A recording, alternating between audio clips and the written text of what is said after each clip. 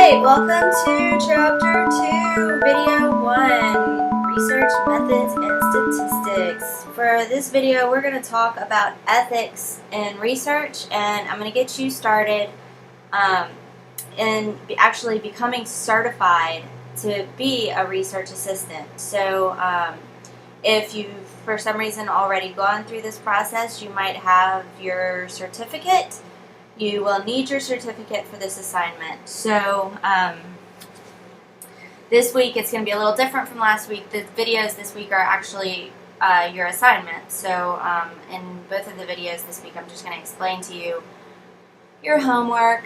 There will be a few things in Chapter 2 that I'm not going to go into great detail in the videos if I even touch on them. So you might want to look through the chapter after you watch these videos. Make sure that you have gotten all of the material because you are responsible for the entire chapters. So in Chapter 2, these are the topics that are covered. Selecting a problem, reviewing the literature, how to read a journal article, ethical standards, in a number of different constructs. And so for these last three are actually the ones that I'm going to talk about first. And we'll go ahead and get you started in this process of becoming certified to do research with ethical standards. Okay. So, ethical standards in research with human subjects. What I'm going to have you do is go through a training program online, and then you'll turn in your certificate to me to show me that you did the training. And that link is provided on this week's weekly page. So to help you with that, it kind of is a laborious task to become certified. So I've put together a few facts for you. Some of these are in the chapter, and some of them are just on the test. So the test to become certified. I mean, not the test for the class, but the actual certification test. So hopefully watching this video will help you to become certified more easily. Alright? Yes. Okay, so the whole ethical standards in research with human subjects kind of started with this Nuremberg Code, which is the basis of the ethical guidelines that we use today. And the Nazis did some pretty horrible experiments on the Jews during World War II, that kind of time. So when these things that they were doing were uncovered, there was a big movement to make some kind of guidelines and standards so that humans wouldn't do those kinds of things to other humans ever again. So that had a big part to do with the beginning of the ethical standards in research with human subjects. But as far as the HHS policy for the protection of human research subjects, the single most important study for that was the Tuskegee syphilis study that went on for a very long time. And they just monitored people with syphilis without treating them. And there were about 400 black men, and they just watched their disease progress. So it was a really horrible thing.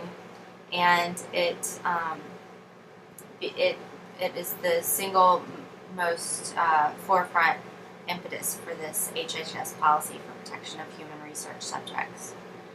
In 1953, the APA developed ethical guidelines for research with human participants, but even after that, there were still some pretty questionable activities going on. And I'm going to post a video this week of Stanley Milgram's experiments, and if you're not familiar with those, you should watch these unbelievable videos where people were asked to actually shock each other, and people did this because of their obedience to authority, which maybe you'll remember from last week. That was one of the sources of knowledge, was from authority. You just seem to trust authorities, which we need to be skeptical, especially when it comes to science, okay? Alright, so what is the Institutional Review Board? It is made up of, it's usually at a university, and made up of faculty members there with diverse different backgrounds. You'll have people with their PhDs in nursing, with their PhDs in psychology, biology, just all kinds of different fields, anthropology maybe, a lot of diverse professionals. And you can even have members of the community, and hospitals often will have institutional review boards if they're a research hospital. The Institutional Review Board will look over all federally funded research. Anyone that has to do an experiment has to apply to do that experiment with the IRB. And if an investigator wants to be exempt from some of these standards, that's not the investigator's decision. It's going to be some other designated authority will allow them exemption. You can't just decide that you're exempt on your own. Somebody else needs to grant you that exemption. Okay, there's an informed consent is just something that every participant in a study always fills out before they do the experiment, saying that they know that they have the right not to be in it and what they're getting into and stuff like that. And if you're doing a cross-cultural study, even if it's not normal for a culture to sign an informed consent individually, they still have to. It's required no matter what the cultural background of those people who you're studying is. So the human subjects regulations have these three concepts on the forefront: respect for persons, beneficence, and justice. So you need to know that for your certification. And there's a distinction between minimal risk studies and at-risk studies for at-risk populations. A minimal risk study is something like having people use a pencil to fill out forms. Something where subjects might be at risk is if, like in the Milgram experiments, which I'll link, they were definitely at risk of emotional harm, and it was a very traumatic experience for these people. Or if somebody's privacy is compromised, then that also would mean that they're an at-risk population. So normally there's ways, especially if you do a survey or something, you can administer them anonymously where people don't even identify themselves, or you can keep the data locked up in a filing cabinet, or there's a number of different ways that you can protect confidentiality, which is very important in studies with human research subjects. Okay, so you have the informed consent, but you also have, if there's any deception in your experiment where you mislead the participants about what you're studying, sometimes you don't want them to know in the study what you're studying because it can cause confounds in your results.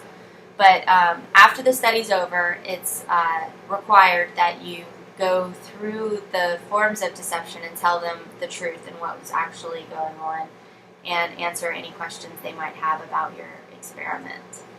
Okay, so sometimes, like I said, it might be necessary to have deception in your experiment, but as much as possible you want to avoid anything unnecessary. You also need to avoid coercion, and so sometimes people might need to do studies in prisons, and those can be more difficult to do because the prisoners might be seen as being coerced to be in the experiment. They might think that they would get better treatment or something if they participated.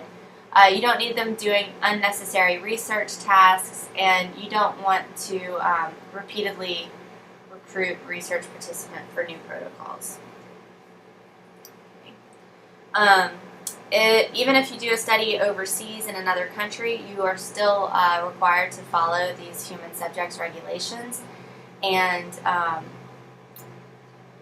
children also need to be included in any research that you do unless there are very clear, specific reasons to exclude them.